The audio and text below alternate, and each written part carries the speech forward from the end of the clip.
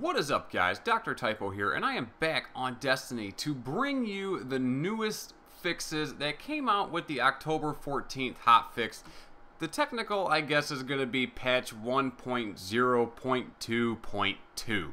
Now, this actually addresses a lot of things, the biggest of them being the Vex Mythoclast is getting a huge nerf for everyone who has cried tears in PvP. 34% damage reduction on the Vex Mythoclast. That is huge. Granted, they are increasing the headshot bonus from 1.25 to 1.5, but still 34% on your base damage gone. Damn. Honestly, I really have not understood what all the hype and bashing is about this weapon. I don't have one myself, however, I have killed many people who have one in PvP, and it really isn't anything special. As a matter of fact, from what I've heard from people who do have one, is that it runs out of ammo way too fast, and it really isn't nearly as overpowered as people make it seem. But either way, unless you're going to do the Vault of Glass on hard now just for the raid helmet, then there really isn't much of a point to do Vault of Glass on hard, seeing as the Mythoclast is no longer going to be the premier weapon that it was. And I suppose this is just my 2 cents on the whole ordeal. However, I really don't think that it needed a nerf, and if it did need a nerf, then nerf its stability.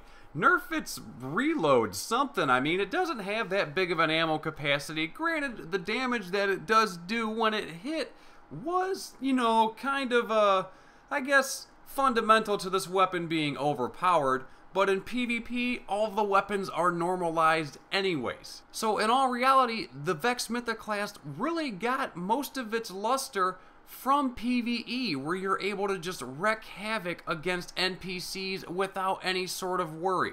But enough about the Vex Mythoclast. They also fixed a bug where the Valkyrie 05X ship was the same as the Aurora Lance. I personally haven't seen this, maybe you have. Doesn't really seem like it was too bad of a bug anyway, seeing as most of the ships in this game are poop brown and don't really appeal to me.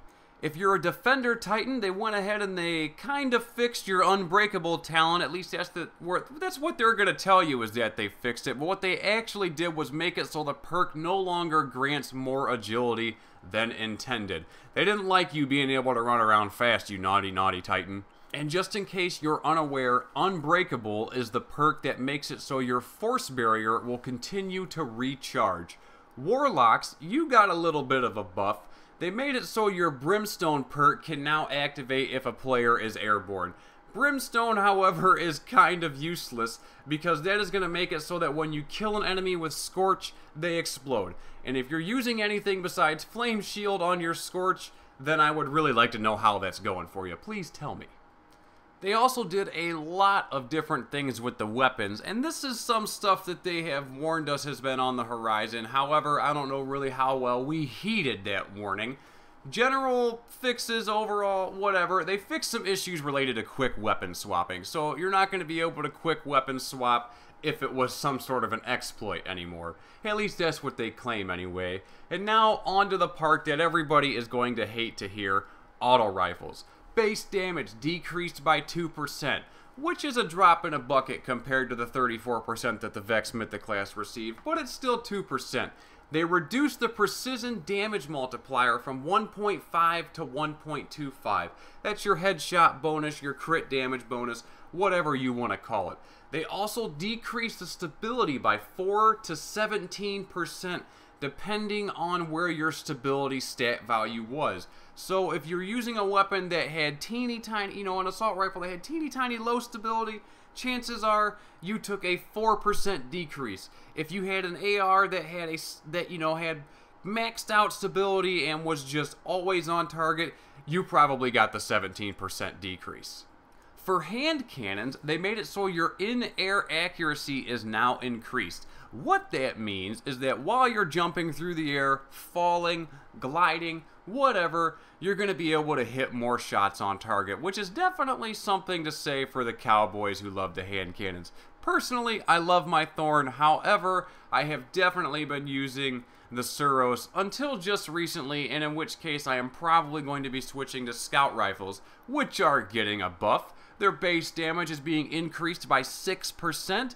Damage versus combatants, which I'm going to assume is other players, is increased by 6 to 25% based on the upgrade that you're at for it. They also improved target acquisition and they added additional recoil tuning, so they're going to be able to stay on target much easier. For shotguns, they decreased the base damage at maximum range by 20%.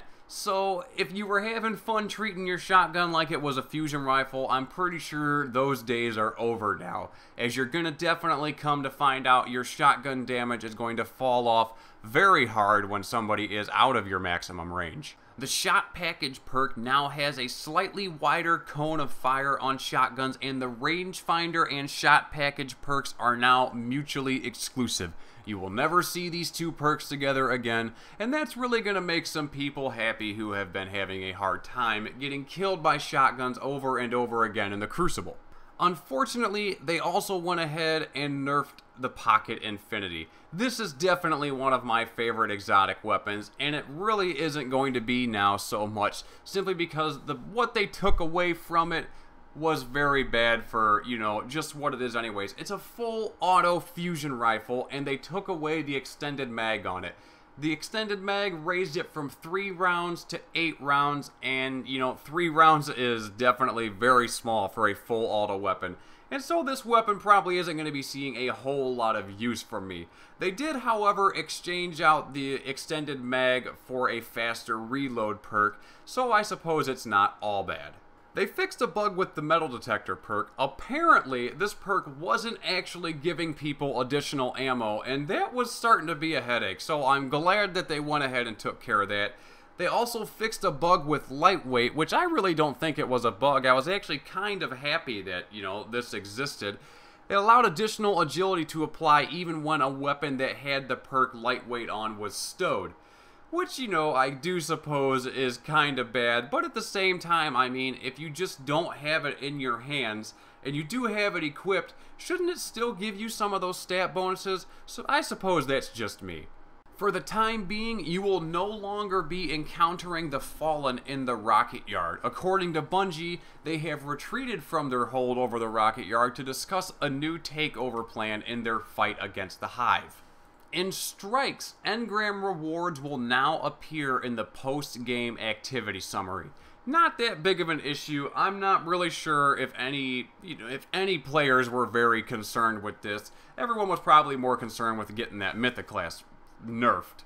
Now, this is really going to affect people who like to play the Vault of Glass on hard mode, or for any who have even tried it and want to go back in there and try it again on hard mode. They made it so standing on top of the sniper platforms is no longer viable. If you stand up there, you're gonna die. A timer is gonna start, and you're just gonna die. And now, if the relic holder decides that he wants to go up there, the relic is going to be removed and respawned. So make sure your relic carrier is staying in the playable area during the Templar encounter for the Vault of Glass. They also went ahead and took the Fallen out of the Rocket Yard on Earth. Not quite sure why, however, it could just be a lot to do with loot caves. Hope you guys enjoyed the video. If you did, don't forget to hit that like and subscribe button. Take 2 and call me in the morning.